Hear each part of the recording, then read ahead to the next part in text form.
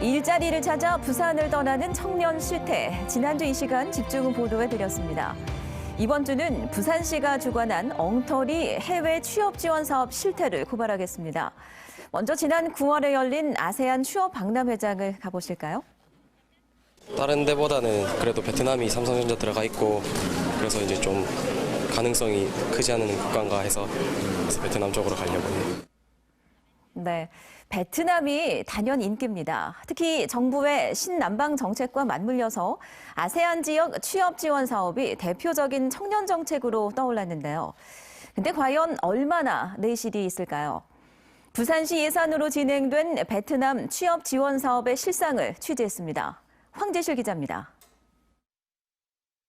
지난 7월 부산 취업연수생 11명이 베트남 하이즈엉의 한 사설 어학원에 도착했습니다.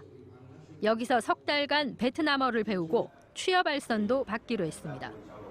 베트남어를 공부를 해서 베트남에 있는 기업에 취업을 하기 위해서 왔습니다. 그런데 알고 보니 베트남어 학원이 아닌 한국어 학원입니다. 한국말 가르치는 곳에서 베트남 말을 배우는 겁니다. 그분도 본인 스스로 자기가 이거를 가르칠 역량 안 된다고 인정을 하셨어요. 그분도 진짜 아무것도 모르고 저희 가르치러 오신 거거든요. 부산시에 제출됐던 연수 계획서에는 베트남어 초급부터 고급까지 어휘, 문법, 회화 수업 계획이 빼곡합니다. 그냥 아침 8시부터 11시까지 하고 끝났어요. 부산시에 보고된 예산 집행 내역에는 현지 기업 탐방, 연수생들의 면접 지원을 위해 돈을 썼다고 돼 있지만 이 역시 거짓입니다.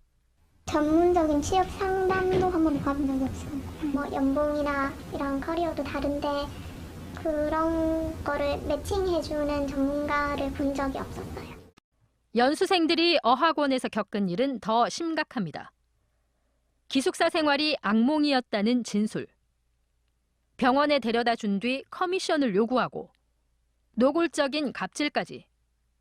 담배 사와라, 설거지해라, 자기 이제 손님들 왔을 때 밥 차려 먹고 자기네들이 다 어질러 놓은 거를 연수생한테 지우게 한다던가. 이 사업은 부산 경영자 총협회가 부산시로부터 4억 원의 예산을 받아 진행한 민간 위탁 사업입니다. 현지 교육과 취업 알선을 이 어학원에 맡긴 이유를 물었습니다. 그럼 경총이 가 알선 능력이 있다라고 판단한 부분은 여기서 안전하게 관리를 받고 큰 사건 사고가 없었던 걸로 봐서는. 하지만 안전과는 거리가 매우 멀었습니다. 거주지 신청도 하지 않고 머무르고 있었어요. 위험하죠. 저희가 출국할 때 문제가 생길 수도 있는 거고 다시 베트남에 못 오게 될 수도 있는 거고. 취업을 볼모 삼은 돈 없는 갑질의 엉터리 연수. 의욕은 꺾이고 자신감도 잃었습니다.